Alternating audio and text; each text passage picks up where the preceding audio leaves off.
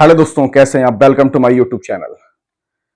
Class आपको अच्छे से समझ में आ रहा होगा, लेकिन एक बात का मुझे बेहद दुख है कि आप अपनी बातें मुझ तक रख नहीं पा रहे हैं। मैंने आपको कहा था कि क्लास में संभावना ये होती है कि जैसे टीचर को कभी कभी लगता है कि हाँ, बच्चे को समझ में आ रहा होगा।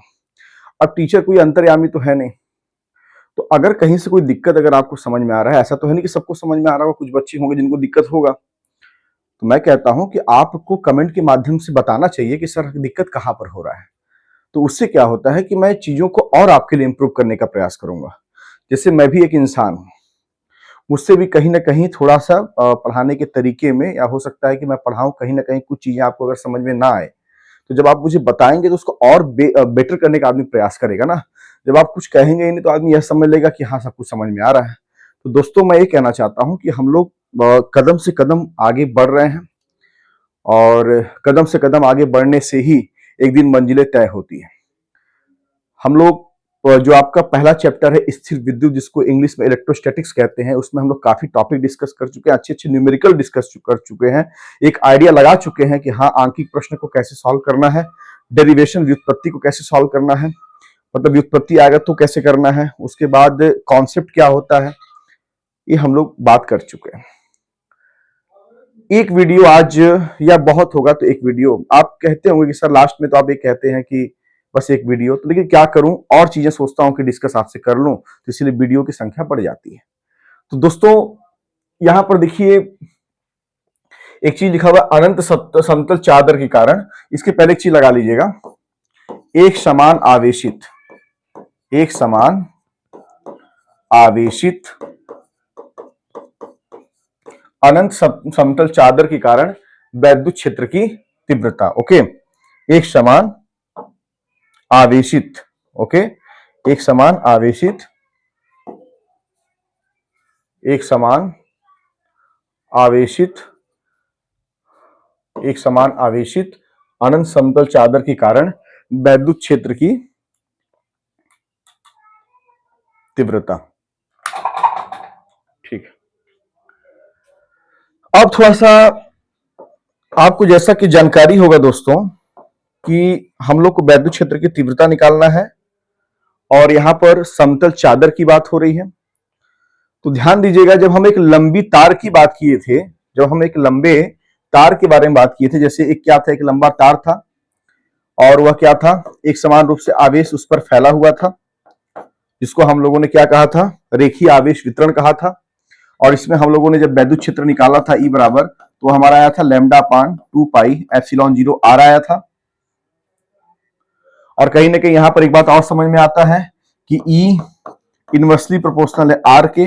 इसका मतलब ये हुआ कि अगर आर मतलब दूरी अगर बढ़ेगी तो वैद्युत क्षेत्र की तीव्रता ई घटेगी। यहां से हमको समझ में आया था।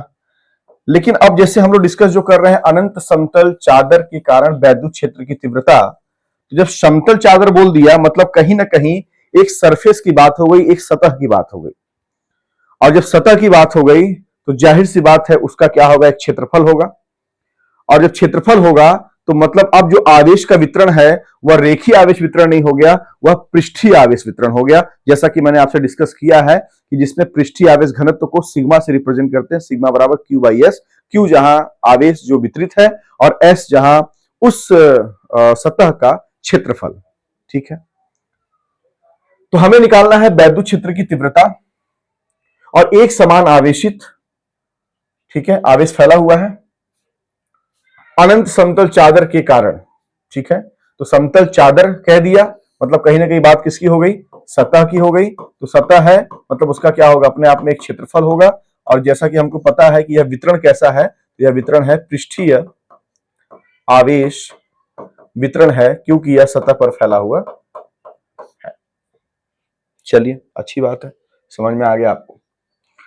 अब थोड़ा हम लोग एक चीज बात करते हैं, ये बताइए, जैसा कि हम लोग को जानकारी है कि अगर आवेश धनात्मक होगा तो जो वैद्युत क्षेत्र की दिशा होती है वो क्या होती है, वैद्युत बल रेखा निकलेंगी, वो किधर निकलेंगी, बाहर की ओर निकलेंगी। ठीक है, तो जाहिर सी बात है अगर यह धनात्मक आवेश है तो जो वैद्युत बल रेखा निकलेंगी वो किधर निकलेंगी, बाहर क्यों निकलेंगी। और चूंकि यह चादर है, जैसे मान लीजिए ये देखिए सरफेस दिख रहा है, सतह दिख रहा है आपको, एक समान रूप से इस पे आवेश फैला हुआ है, तो जाहिर सी बात है इसका प्रभाव इधर भी होगा, इधर भी बल रेखाएं निकलेंगी और इधर भी बल रेखाएं निकलेंगी। तो जब इधर बल रेखाएं निकलेंगी, ठीक है, और इधर भी बल रेखाएं निकलेंगी, तो कहीं ना कहीं जो वैद्युत क्षेत्र की दिशा आप देख रहे हैं वह किधर देख रहे हैं आप, एक देख रहे हैं धनात्मक एक्स अक्ष की तरफ, एक देख रहे हैं आप धनात्मक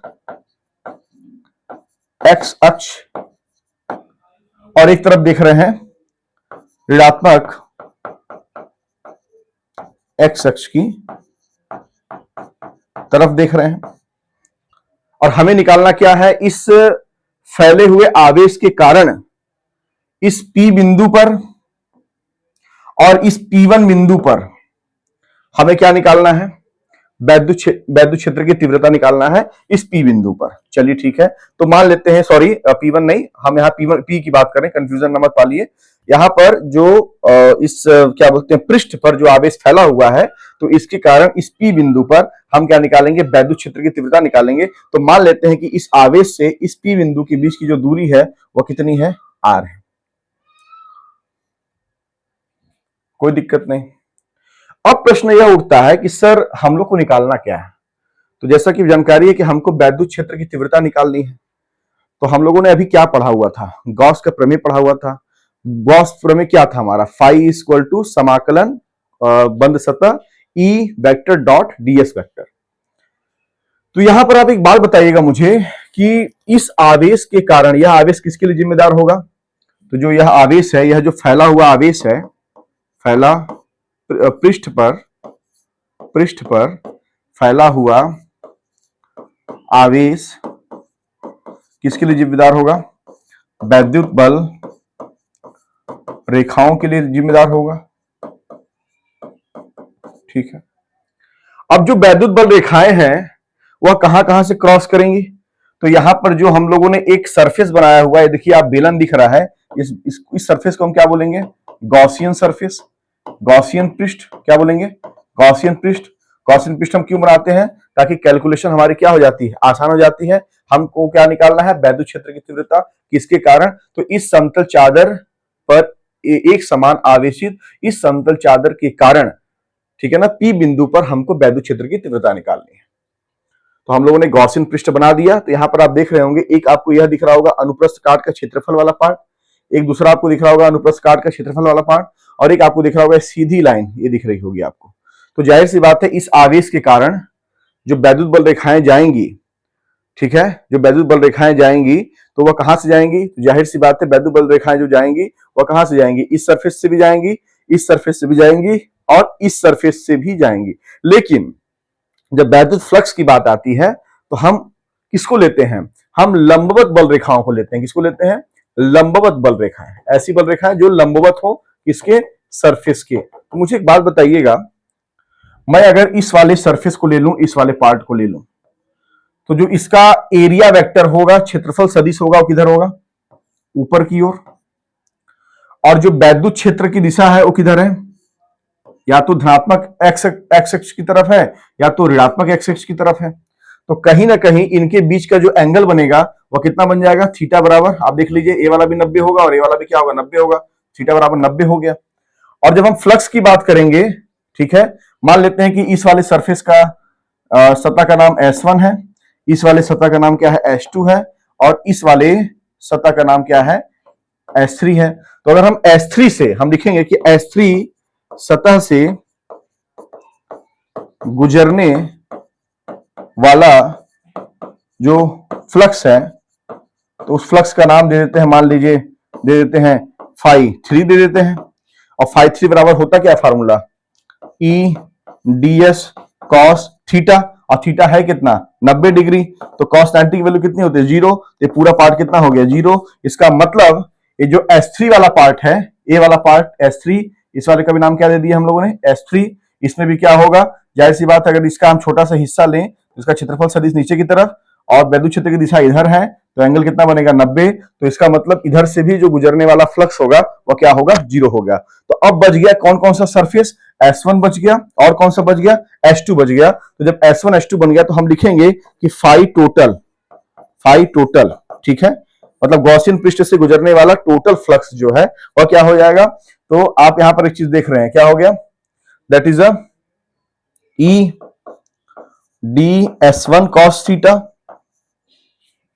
इसकी बात हो गई, plus E ds2 cos theta, इसकी बात हो गई। और जब S3 की बात हो रही है तो वह कितना हो गया है, 0 हो गया है, ठीक है। अब ध्यान दीजिएगा, E ds1 cos थीटा, तो ds1 का ds1 लिखिए, ठीक है, और cos थीटा क्या हो जाएगा, cos थीटा कितना है, ध्यान दीजिएगा यहां पर जब हम बात करें S1 के लिए तो E का डायरेक्शन इधर, E का दिशा इधर, और उसके बाद चूंकि यह अनुप्रस्थ काट का क्षेत्रफल है तो इसका क्षेत्रफल सदिश भी इधर, तो इनके बीच का एंगल कितना हो गया, थीटा बराबर 0। यहाँ क्या आ जाएगा, cos 0 1, यहाँ आ जाएगा cos 0 डिग्री, प्लस यहाँ पर क्या हो जाएगा E ds2। सेम यहाँ पर भी देख लीजिए आप, वैद्युत क्षेत्र की दिशा किधर है, इधर है, क्षेत्रफल सदिश की दिशा किधर है, इधर है, तो थीटा बराबर कितना हो गया 0। यहाँ पे कितना आ जाएगा cos 0 डिग्री, तो cos 0 की वैल्यू 1, cos 0 की वैल्यू 1, तो यहां पर मिल गया E ds1 plus E ds2।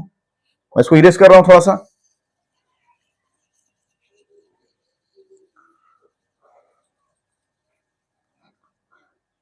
मुझे मिल गया E ds1 plus E ds2, क्या मिल गया, कुल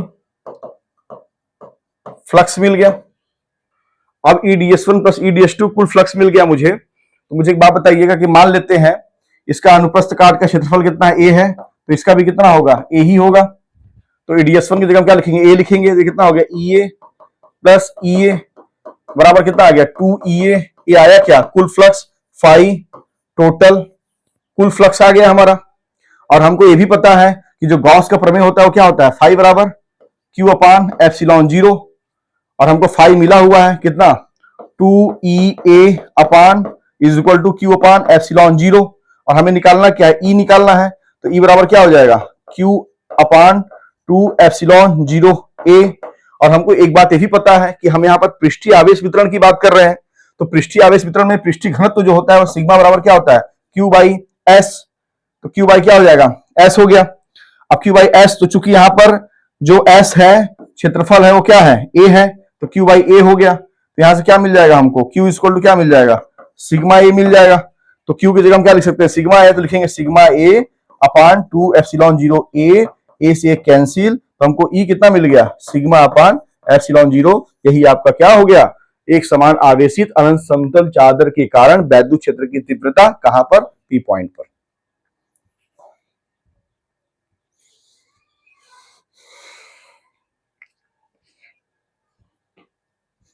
अब यहां पर एक चीज आपको देखिए समझ में आ रहा होगा, क्या समझ में आ रहा होगा कि E बराबर आया है सिग्मा अपान एप्सिलॉन 0, मतलब E बराबर आया है सिग्मा अपान एप्सिलॉन 0, मतलब कहीं ना कहीं यहाँ R की बात नहीं है। तो जब R की बात नहीं है मतलब एक समान आवेशित समतल चादर के कारण वैद्युत क्षेत्र की तीव्रता दूरी पर डिपेंड नहीं करती है, दूरी पर डिपेंड नहीं करती है, ये याद रखिएगा।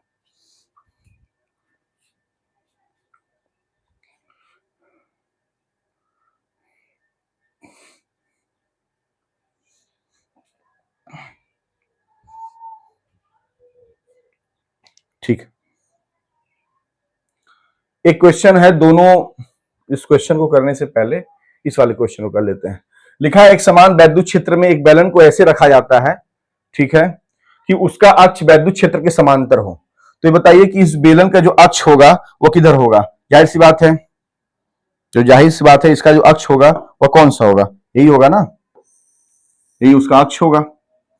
और इसको ऐसे रखा जाता है कि वैद्युत क्षेत्र के समांतर हो। जब इसका अक्ष है तो जाहिर सी बात है वैद्युत क्षेत्र के समांतर होने के लिए वैद्युत क्षेत्र किधर होना चाहिए, इधर होना चाहिए। ये वैद्युत क्षेत्र की दिशा ये वाली हो गई हमारी, वैद्युत क्षेत्र इधर हो गया, ई इधर हो गया। एक बेलन को एक समान वैद्युत क्षेत्र में ऐसे रखा जाता है कि उसका अक्ष वैद्युत क्षेत्र के समांतर हो। तो पहली बात बेलन का अक्ष होगा क्या, इसके मिड पॉइंट से देखिए जो लाइन जा रही है यही उसका क्या है, बेलन का अक्ष है। और आप एक चीज देख रहे हैं वो क्वेश्चन कह रहा है कि बेलन का अक्ष वैद्युत क्षेत्र के समांतर हो, तो जाहिर सी बात है समांतर होने के लिए वैद्युत क्षेत्र कैसे होना चाहिए, ऐसे ही होना चाहिए, तब जाकर के दोनों क्या होंगे, पैरेलल होंगे, और इनके बीच का जो एंगल होगा वो थीटा बराबर कितना होगा, 90 डिग्री, सॉरी थीटा बराबर कितना होगा, 0 डिग्री होगा। थीटा बराबर कितना होगा, 0 डिग्री होगा। ठीक है, अब वो हमसे पूछ रहा है कि बेलन से गुजरने वाला वैद्युत फ्लक्स बताइए। बेलन से गुजरने वाला वैद्युत फ्लक्स बताइए। तो यहां पर एक कॉमन सेंस की बात यह है दोस्तों, ध्यान समझिएगा कि इस बेलन को रखा कहां गया है, वैद्युत क्षेत्र में रखा गया है। और वैद्युत क्षेत्र के लिए कौन रिस्पॉन्सिबल होगा, कहीं ना कहीं आवेश रिस्पॉन्सिबल होगा। तो ज्यादा डीप में नहीं जानेंगे, अभी बस इतना जानेंगे कि आवेश के कारण वैद्युत क्षेत्र जनरेट होता है। और आपको यह भी पता है कि ये दोनों आपस में क्या हो गए, पैरेलल हो गए। कौन, बेलन का अक्ष और वैद्युत क्षेत्र की तीव्रता, वैद्युत क्षेत्र आपस में पैरेलल हो गए।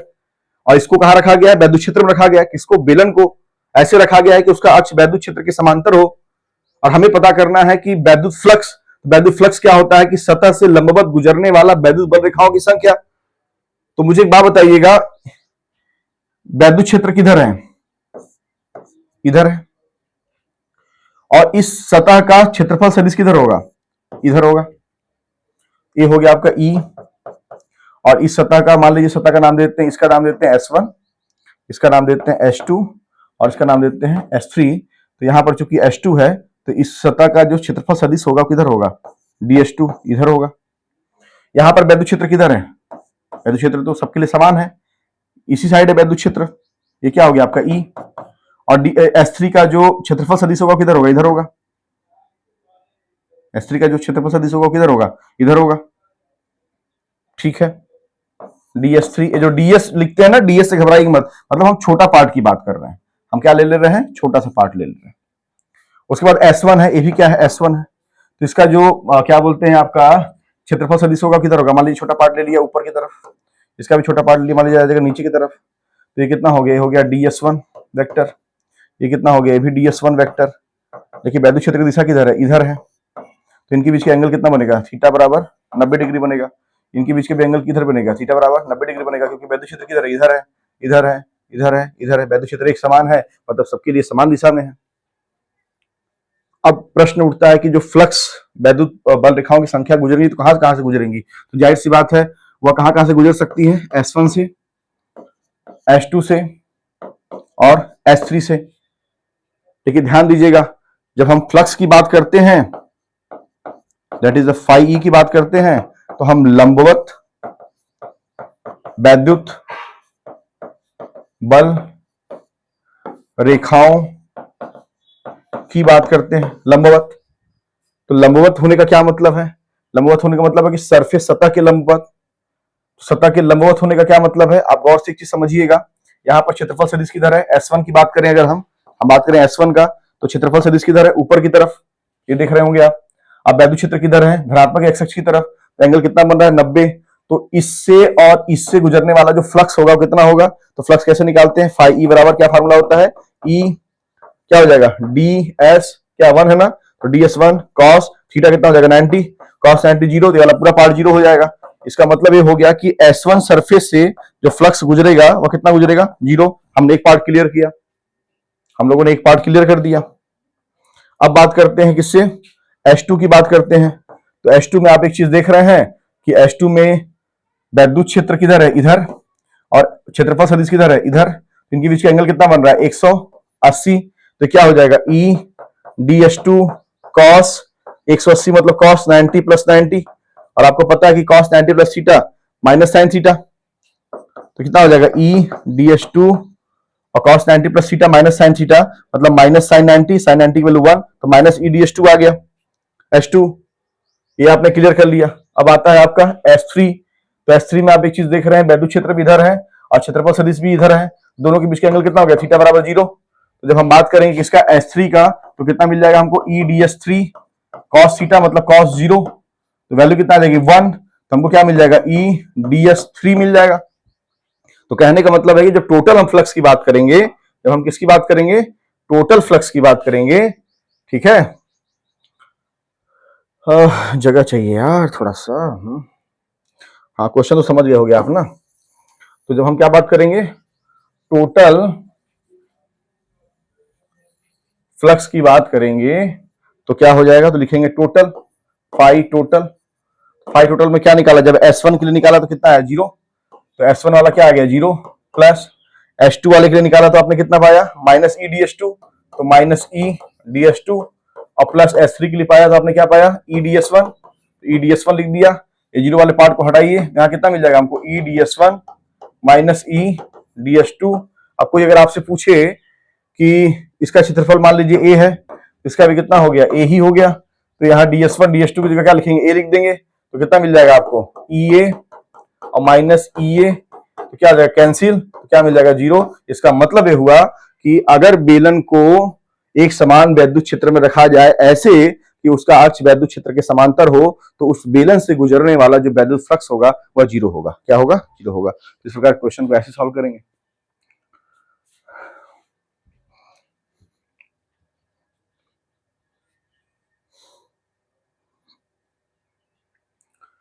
अभी क्वेश्चन आता है कि यदि सतह असमान वैद्युत क्षेत्र में हो, इसलिए मैंने ऐसा इसको लेकर के आया कि जब हम गॉस की प्रमेय की बात किए थे तो गॉस की प्रमेय में हमारा कुछ क्या मैटर था, हमारा ये था, फिर से मैं बता दूं आपको, हम लोगों ने एक सतह लिया था और सतह में आपकी हमारी बात ये हुई थी कि मान लीजिए यहाँ कोई आवेश था और आवेश के कारण वैद्युत बल रेखाएं निकलेंगी, लेकिन इस सतह के लंबवत वैद्युत बल रेखाओं की जो संख्या होगी वही हमारा क्या होगा फ्लक्स होगा। ये हमारी आपकी बात हो चुकी है। और एक कंडीशन ये था कि चूंकि जब लंबवत होगी तो सतह का क्षेत्रफल सदिश मतलब ds वेक्टर और वैद्युत क्षेत्र एक दूसरे से कितना एंगल बनाएंगे, थीटा बराबर 0 डिग्री बनाएंगे। एक कंडीशन हमारा ये था कि अगर मान लीजिए जैसे कि ये सतह हो गई और वैद्युत क्षेत्र और क्षेत्रफल सदिश एक दूसरे से कितना एंगल बना रहे हैं, थीटा एंगल बना रहे हैं, तो हमने ये कहा था कि जैसे मान लीजिए ई है तो इसका ये क्या हो जाएगा, क्षैतिज घटक कितना हो जाएगा ई कॉस थीटा, और ये क्या हो जाएगा ऊर्ध्वाधर घटक क्या हो जाएगा ई साइन थीटा। तो देखा जाए तो सरफेस से जो वैद्युत बल रेखाएं लंबवत गुजर रही है वो कौन कितना है ई कॉस थीटा है, तो हम किसको लेंगे लंबवत वाले को लेंगे, ई कॉस थीटा को लेंगे। तो हम लोगों ने क्या पाया था E D S cos theta पाया था, जहां उसको हमने लिखा था ई vector dot D S vector. लेकिन ये जो हम लोग बात किए थे वह एक समान वैद्युत क्षेत्र के लिए बात किए थे, किसके लिए बात किए थे, एक समान वैद्युत क्षेत्र के लिए बात किए थे। लेकिन जब बात आ जा रही है कि असमान वैद्युत क्षेत्र, तो असमान वैद्युत क्षेत्र का मतलब यह हो गया कि एक काम करते हैं, इसका जो सरफेस है उसको कुछ टुकड़ों में बांट लेते हैं। मान लेते हैं ये वाला जो पार्ट है वह कितना है ds1 है, ये वाला पार्ट कितना है आपका हो गया ds2 हो गया, और ये वाला पार्ट कितना हो गया ds3 हो गया, ये वाला पार्ट कितना हो गया आपका ds4 हो गया। ऐसे करके मान लीजिए n तक आपने इस सरफेस को बांट लिया छोटे छोटे टुकड़ों में। अब जैसे इस बंद सतह से जो गुजरने वाला हमारा फ्लक्स होगा, जब सतह अलग अलग हो गई तो फ्लक्स भी क्या होगा डिफरेंट होगा, क्योंकि आपको जानकारी है कि फाई बराबर फार्मूला क्या होता है हमारा, फाई बराबर क्या होता है ई ए कॉस थीटा। तो ई ए को अगर लेके चले तो फाई ई क्या होता है डायरेक्टली प्रोपोर्शनल ई होता है। मतलब ये हुआ कि वैद्युत बल रेखाओं की संख्या बढ़ेगी तो वैद्युत फ्लक्स बढ़ेगा, और phi E directly proportional A होता है। मतलब ये हुआ कि सतह का क्षेत्रफल बढ़ेगा तो वैद्युत बल रेखाओं की संख्या बढ़ेगी। तो यहां पर क्या सतह को हमने छोटे छोटे पार्ट में डिवाइड किया अलग अलग, जब अलग अलग सतह है तो जाहिर सी बात है वैद्युत बल रेखाएं अलग अलग गुजरेंगी, अलग अलग गुजरेगी मतलब क्या हो गया, मतलब वैद्युत फ्लक्स अलग अलग होगा। तो मान लेते हैं कि ds1 के लिए जो वैद्युत फ्लक्स है वह क्या हो गया φ1 equal to E vector dot ds1 vector, और φ2 ds2 के लिए इसके लिए ई वेक्टर डॉट ds2 वेक्टर। जब φ3 की बात करेंगे इसके लिए तो क्या हो जाएगा E vector dot ds3 vector. इसी प्रकार से डॉट डॉट करते चलेंगे, जब n तक की बात करेंगे तो क्या हो जाएगा E vector dot dsn vector dsn vector. अब अगर हम टोटल फ्लक्स निकालेंगे, हम क्या निकालेंगे, जब कुल फ्लक्स निकालेंगे, हम बात असमान वैद्युत क्षेत्र की कर रहे हैं, जब हम कुल फ्लक्स निकालेंगे तो क्या हो जाएगा, तो लिखेंगे phi total is equal to क्या हो जाएगा E vector dot ds1 vector plus E vector dot ds2 vector plus E vector dot ds3 vector plus dot dot dot dot E vector dot dsn vector. इसको हम ऐसे भी लिख सकते हैं कि phi total is equal to summation of i is equal to 1 to n और ई आई dsI, तो इसको ऐसे लिख सकते हैं। तो इस प्रकार से आप असमान वैद्युत क्षेत्र में अगर कोई बंद सतह है तो उससे गुजरने वाला जो टोटल फ्लक्स है वो आप ऐसे निकाल सकते हैं।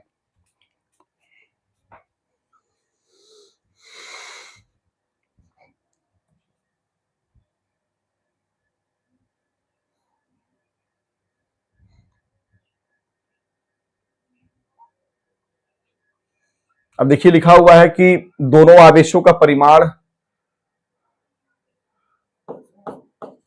3 कूलाम है तथा एक धनात्मक एवं दूसरा ऋणात्मक है। इनके बीच की दूरी 3 mm है।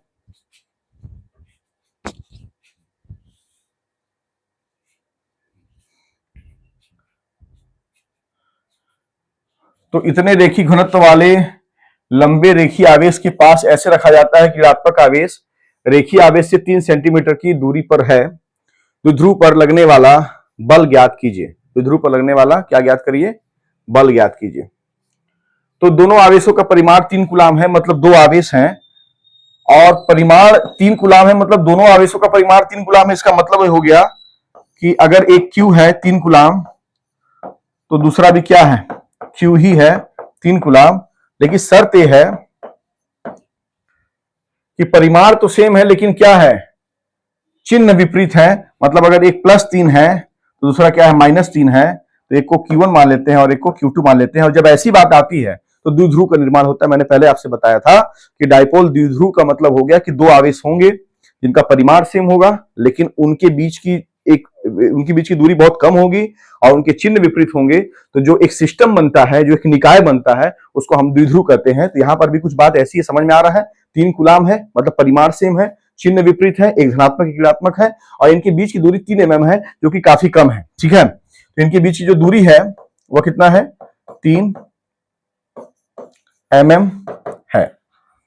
ठीक है, तो 1 mm बराबर 1/10 सेंटीमीटर, 3 mm बराबर हो जाएगा 3/10 सेंटीमीटर, दैट इज 0.3 सेंटीमीटर। ये हो गया आपके पास।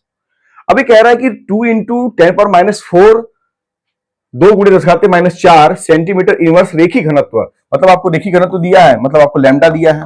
लैम्डा बराबर आप लिखेंगे दोस्तों, लैम्डा बराबर लिखेंगे 2 × 10⁻⁴ सेंटीमीटर इनवर्स लंबे रेखीय आवेश के पास ऐसे रखा जाता है कि ऋणात्मक आवेश रेखीय आवेश से 3 सेंटीमीटर की दूरी पर हो। लंबे रेखीय आवेश के पास ऐसे रखा जाता है कि ऋणात्मक लंबे रेखीय आवेश के पास। तो एक काम करिए, ये आपका हमारा क्या हो गया? मान लेते हैं कि एक लंबा तार है, इसमें जो आवेश का वितरण है वह रेखीय आवेश वितरण है और यहां पर किसको रखा जा रहा है? इन्हीं आवेशों को रखा जा रहा है। ठीक है, और कैसे रखा जा रहा है? ऐसे रखा जा रहा है कि ऋणात्मक आवेश रेखीय आवेश से 3 सेंटीमीटर की दूरी पे हो। तो चूंकि आवेश कितने हैं? 2 हैं, एक है -Q, एक को मान लेते हैं +Q और दोनों आवेश कितने कितने कूलाम के हैं? 3 कूलाम। ये भी कितना? 3 कूलाम। लेकिन एक है माइनस, एक है क्या है? प्लस। और इसको ऐसे रखा जा रहा है कि जो माइनस वाला आवेश है वह इस रेखीय आवेश से कितने दूरी पर है? यहां से इसकी जो दूरी है वह कितनी है दोस्तों? 3 सेंटीमीटर की दूरी है। तो 3 सेंटीमीटर बराबर 1 सेंटीमीटर 1/100 मीटर, तो 3 सेंटीमीटर बराबर 3/100 मीटर, मतलब 0.03 मीटर हो गया आपका। द्विध्रुव पर लगने वाला बल ज्ञात करिए। तो इस द्विध्रुव पर जो बल लगेगा उसको ज्ञात करिए। तो जाहिर सी बात है, अगर कोई आवेश है उसके कारण वैद्युत क्षेत्र बना, उस वैद्युत क्षेत्र में अगर कोई दूसरा आवेश है तो वह बल का अनुभव करेगा, जिसे वैद्युत बल कहते हैं। आपको जानकारी है, मैं पढ़ा चुका हूं आपको। तो इस क्वेश्चन को आप कैसे सॉल्व करेंगे? तो निकालना क्या है? हमको बल निकालना है, मतलब F निकालना है। अच्छा लगा सुन करके कि हमको F निकालना है। अब उसके बाद बात क्या है कि हम लोग एक चीज पढ़े हुए हैं। क्या पढ़े हुए हैं? कि अगर कोई लंबा तार है मान लीजिए और जो आवेश का वितरण है वह क्या है? जाहिर सी बात है रैखिक आवेश का वितरण होगा और उससे r दूरी पर अगर कोई पॉइंट P है तो जो वैद्युत क्षेत्र की तीव्रता होती है वह कितनी होती है? E बराबर λ/2πε0r। ठीक है, E बराबर क्या हो जाएगा? λ/2πε0r हो गया। तो इसका मतलब ये हो गया कि इस आवेश के कारण इस पॉइंट पर वैद्युत क्षेत्र की तीव्रता और इस आवेश के कारण इस पॉइंट पर वैद्युत क्षेत्र की तीव्रता अलग अलग होगी, अलग अलग होगी। ठीक है, उसके बाद क्या मैटर है कि ये दोनों क्या अनुभव करेंगे? बल का अनुभव करेंगे। तो कितने बल का अनुभव करेंगे? F बराबर क्या होता है? फार्मूला QE होता है। तो QE मतलब Q लिखिए, E कितना हो जाएगा? तो Q λ/2πε0r, यही बल का अनुभव करेंगे। क्या हो जाएगा? Q λ/2πε0r। अब मैटर होता है कि भाई फोर्स, मतलब इससे आप निकालेंगे तो फोर्स लगेगा किस पे? तो -Q पे लगेगा। तो मान लेते हैं -Q पे लगेगा F1। इक्वेशन आप करेंगे, मैं आपको रास्ता बता रहा हूं। +Q पे क्या लगेगा? F2। तो जब वैद्युत क्षेत्र की दिशा किधर है, इधर, तो प्लस क्यू पे जो फोर्स लगेगा वो किधर लगेगा, इधर, मतलब F2 इधर लगेगा। और वैद्युत क्षेत्र की दिशा किधर है, इधर, तो माइनस क्यू पे जो बल लगेगा वो किधर किधर लगेगा, अपोजिट लगेगा, मतलब F1 इधर लगेगा, विपरीत लगेगा। तो जब दो दिशाएं विपरीत हो गई, मतलब इनका जो परिणामी आएगा, एक में से एक को घटाएंगे, तो जो इनका परिणामी आएगा वो परिणामी कितना आएगा, F1 माइनस F2 आएगा। अब अगर आपको F1 मिल जाए और F2 मिल जाए, आपका काम आसान हो जाएगा। तो आप F1 कहां से निकालेंगे, यहीं से निकालेंगे, और F2 कहां से निकालेंगे, यहीं से निकालेंगे। तो कैसे निकालेंगे, जब आप F1 की बात करेंगे तो F1 की बात करने पर आपको क्या चाहिए, Q into lambda upon 2 pi epsilon 0 R। तो F1 कहां पर है, F1 किसके लिए है, माइनस Q के लिए। Q की वैल्यू कितनी है, 3, तो आप यहां Q की वैल्यू 3 रख देंगे। लैम्डा क्या है, रेखीय आवेश घनत्व, तो लैम्डा की वैल्यू यहां पर दी हुई है, आप उसको रख देंगे। 2 का 2 रहने दीजिए, पाई की वैल्यू 3.14, एप्सिलॉन 0 की वैल्यू 8.85 इंटू पावर -12, और R की वैल्यू, चूंकि यह वाला जो Q है यहां से कितने दूरी पर, 0.03 मीटर पे है, तो आप उसको रख देंगे। ये F1 निकल गया आपका। जब हम F2 की बात करेंगे तो सेम फार्मूला लगाएंगे, Q into lambda upon 2 pi epsilon 0 R। तो F2 किसके लिए है, इस वाले आवेश के लिए है। तो इस वाले आवेश का कितना दिया हुआ है परिमाण, 3 कूलाम, तो Q आप रख देंगे। लैम्डा दिया ही हुआ है, रेखीय आवेश घनत्व कितना दिया है, 2 × 10⁻⁴, 2 का 2 पाई 3.14, एप्सिलॉन 0 कितना हो गया 8.85 12, और R मतलब हो गया कि यहां से लेकर के यहां तक की दूरी। तो जब यहां से लेकर के यहां तक की दूरी कितनी है, 0.03 है, और यहां से लेकर के यहां तक की जो दूरी है वह कितनी है, यहां से लेके यहां तक की जो दूरी है वो कितनी है, 0.3 सेंटीमीटर है। इसको भी मीटर में बदल लीजिए, तो 0.3 अपान क्या हो जाएगा, 100। अब इसको जब आप जोड़ देंगे तो आपको क्या मिल जाएगा, R की वैल्यू आ जाएगी, वही वैल्यू आप यहां रख दीजिए, तो आपको F1 मिल गया, आपको F2 मिल गया, दिशाएं विपरीत है, तो परिणामी क्या हो जाएगा, बराबर F1 माइनस F2 हो जाएगा। F1 की वैल्यू रखिए, F2 की वैल्यू रखिए, F निकाल दीजिए, अपने घर जाइए, आराम से रहिए, मस्त रहिए, खाइए पिए, ऐश करिए। ठीक है, तो हम लोगों ने काफी चीजें डिस्कस किया। एक वीडियो मैं सोच रहा हूं और दे दूं, उसके बाद चैप्टर क्लोज। आराम से पढ़िए, कुछ दिक्कत है कहीं पदे से, हो सकता है मैं पढ़ाया होऊंगा, कुछ चीजें डिस्कस करने पे हो सकता है आपको समझ में ना आई हो। आप प्लीज कमेंट के माध्यम से मुझसे बात करिए। अगर मैं आपका क्वेश्चन सॉल्व नहीं कर रहा हूं, अगर मैं आपकी हेल्प नहीं कर रहा हूं, तो that time you can say that कि मैं गलत हूं, लेकिन मुझे ऐसा लगता है कि मैं आपके लिए ही बना हूं। मेरे प्रिय विद्यार्थियों, मुझे आपके लिए अच्छे से अच्छा करना है, तो ये आपकी भी मोरल रिस्पॉन्सिबिलिटी बनती है कि सर की बात को मानिए, वीडियो को पूरा देखिए। जो मैंने 10 वीडियो आपको दिए हैं उसको पूरा देखिए। मैं कहता हूं कि पूरा अगर समझ में नहीं आया, सपोज करिए 70% समझ में आया, 30% नहीं आया, आप कमेंट में लिखिए, आप चिंता मत करिएगा, उस टॉपिक को मैं फिर से डिस्कस करूंगा। आप से ही सब कुछ है, आपकी बात हमेशा मानी जाएगी, लेकिन एक शर्त है कि आप भी ईमानदारी से अपना काम करिए, तब जाकर के हम अपने समाज, अपने देश के लिए अच्छा कर पाएंगे। जय हिंद, जय हिंद, जय हिंद।